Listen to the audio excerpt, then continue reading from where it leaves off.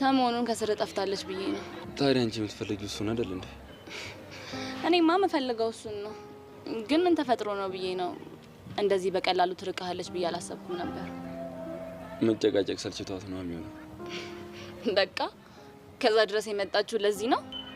እንግዲህ እንደዚህ ነው። አንዳንድ ነገሮች ባሉበት አይቀጥሉም። ከጆኒ ጋር ያለ ቀረቤታ ደግሞ የበለጠ ጠንክሯል። ያው ጆኒን ስለምታደንቀው ሁለተኛ አማራጭ አድርገው ይሆናል። ብጥብጥ ሊነሳ ነው በለኛ። በማንና በማን?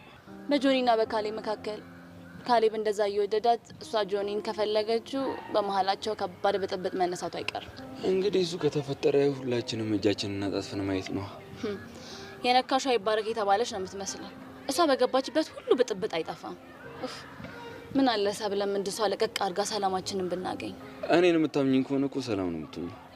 አንተንም ማምን ካለው ግን ሲከታተሉ ሳይ በጣም ነው የምናደደው። አንቺ ስለተናደድሽ እኮ ምንም የሚለወጥ ነገር የለም። ጭራሽ ነገሩ ነው የሚባብሰው። ፍቅረኛ እንዳለክ እያወቁ እየተንሿኩ አንተን ሊያገኙ ይመጣሉ። ተንሿኩኩም አልተንሿኩኩም ለውጥ የለውም። ዋናው የኔ ፍላጎት ነው። በቃ እሺ እንርሳቸው። እንደሱ ነው የሚሻልሽ። አይላ ግን ምን ያህል ነው የምትወደኝ? የፍቅር መመዘኛው ምንድነው? ንገሪኝና ልኬቱን እነግርሻለሁ።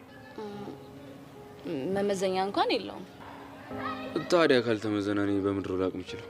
ያው በተለምዶ ስለሚባል ነው። ማወቅ የምትፈልጊው እንደምወድሽ ከሆነ ግልጽ ነው። እወድሻለሁ። እና ለምንድን ነው የማትነግረኝ? ነገርኩሽ አይደል? ማለቴ ሳልጠይቅ ልክ ለልጅ ስሜ ቀደምሽኝ ካልክሽ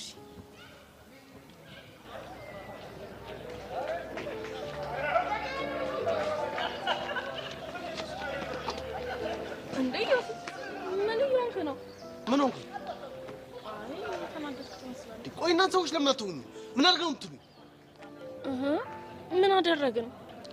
ባለፈው አንቺና ማርክ መታችሁ ተናዳሃል አላችሁኝ። ዛሬ ደግሞ ጂሪ መታ ማይሆን ነገር ተወራለች። ቆይ ምን አድርገው የምትሉኝ? እሺ በቃ አየሽ ተረጋጋ። አየሽ አሁንም ተረጋጋ ትይኛለሽ። እና ምን ልበልክ? ምንም አትበይኝ። በቃ ዝም ማለታችሁ ነው። እሺ አሁን ወዴት ነው የምትሄደው?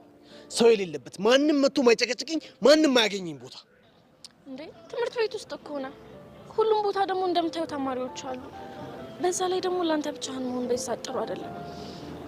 የምታማክረኝ ነገር ካለ ደግሞ ነው ያለው። ችግሬም እንደሆነ ታውቂያለሽ። ምንድነው? ጥያቄ፣ አስተያየት፣ ግምታችሁን መስማት።